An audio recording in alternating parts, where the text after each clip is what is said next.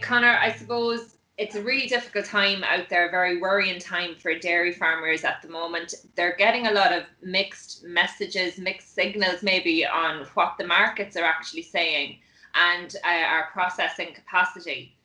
Just to begin, can you update us on where processing capacity is at the moment and what are Dairy Industry Ireland's projections for that peak in 5 or 6 weeks' time? Just in terms of what we're working on is trying to process every drop of milk. That is the goal of every processor on the island at the moment, and we're working night and day to make sure that occurs. At present, processing is going remarkably well in the context of what has been once in a century pandemic overlapping a once in a historic level of milk production in Ireland. But the danger is not what is happening now.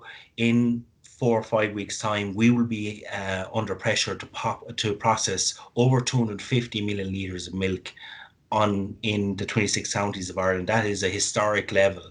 So the issue isn't stainless steel. We have plenty of stainless steel in Ireland to process all the milk at peak.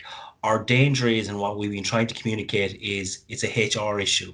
If plants go down due to COVID sicknesses and absenteeism or from breakdown, that's when we're in trouble. And that's what we're trying to articulate and to warn the system about. What about the severity of that warning, Conor? Is it a probability or a possibility that that's going to happen, that plants will go down?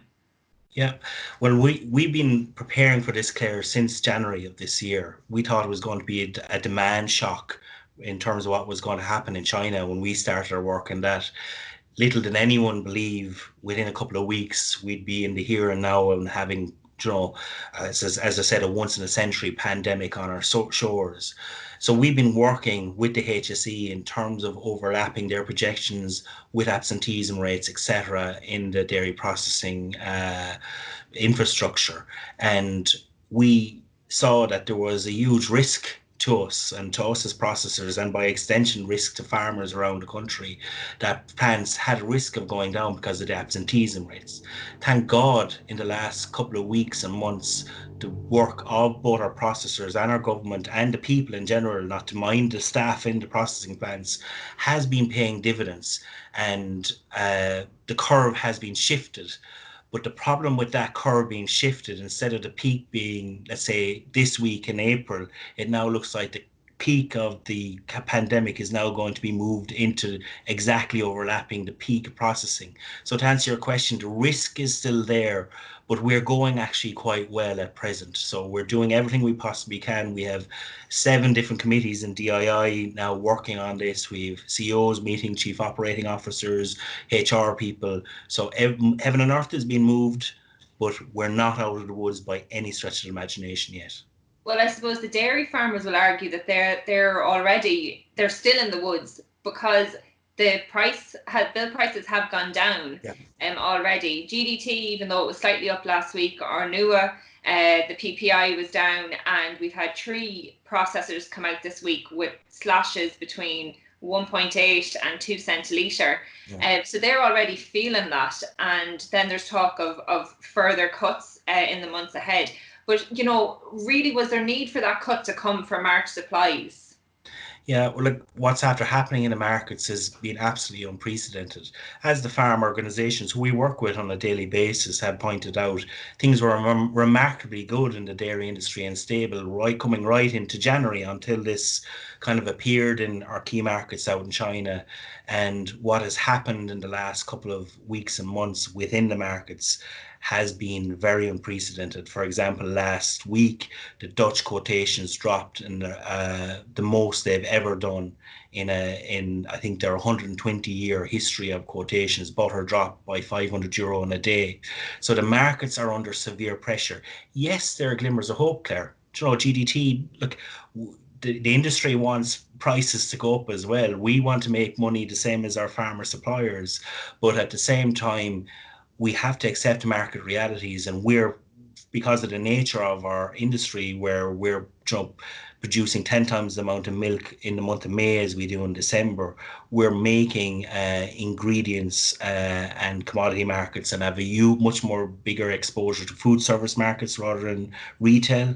And that means what's happening in global markets really, really impacts us. Yes, we'll cling to GDT, and we hope that's a sign of recovery, but what the returns we're getting for the markets at present are it's like an anvil on top of our prices. Conor, just delving further into the market situation, and you mentioned China there, but China has reopened and there is a lot of optimism out there currently. But how realistic is that optimism? And, you know, is demand going to pick up relatively quickly? And then you also have, I suppose, South Korea, Japan, not looking great at the moment, and the disease, the COVID-19, is actually getting a grip on Africa as well. So those sub-Saharan African countries, you know, there's concern there. So what's your assessment of that?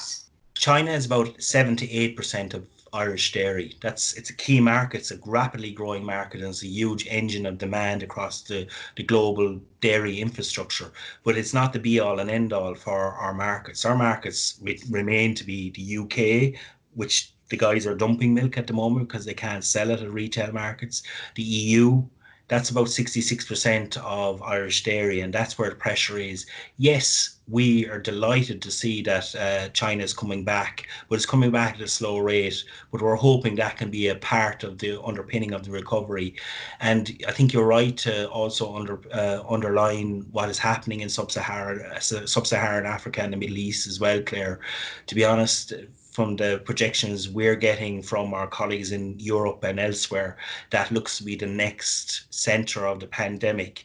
And that, because it's on our doorstep, is a real driver of Irish dairy exports, Algeria, the Middle East, West Africa, etc. So we have fears there that demand will go down, and that will impact us in the Irish dairy industry as well, Claire. What are Brussels doing about this, Conor? I know there's been lots of negotiating going on over there. Obviously, the health side is hugely central to the central piece of this, and that's going to be a priority. But how hopeful are you of, you know, the aids to private storage scheme or intervention at the moment? Yeah, I think, in fairness to the agri system here, I think it's where industry and the farming organisations have an extreme unity of purpose with our own Department of Agriculture to throw open the toolbox to put a floor under the markets. And for us, aids to private storage is the way to go, because it doesn't suck the price down to intervention level. Remember, if we go to intervention, the see-through price for that milk is in the region of 19 to 20 cents a litre. That's doomsday for everyone, Claire. So aids to private storage, where companies can take the product off the market, put it in private storage, and then sell it back when the price gets better. That's a much more logical kind of approach, and we would argue to Europe a cost-effective approach.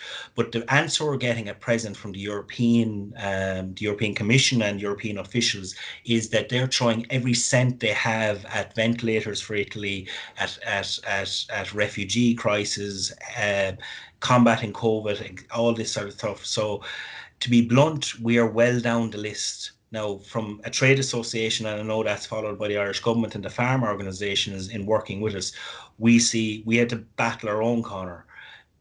But at present, there has been little or no movement from the EU authorities in terms of giving funding for either aids to private storage or any other toolbox mechanism that's open to us. They have been very helpful on things like giving derogations on working time and drivers' times directives, on getting goods through the single market over borders where there was glitches. They have been very good on things that maybe are regulatory based and not cost, but when it comes to cost, they keep telling us they're investing everything on the health system to battle COVID. Conor, we'll have to leave it there. Thanks very much for joining us, and we'll be back. Best of luck.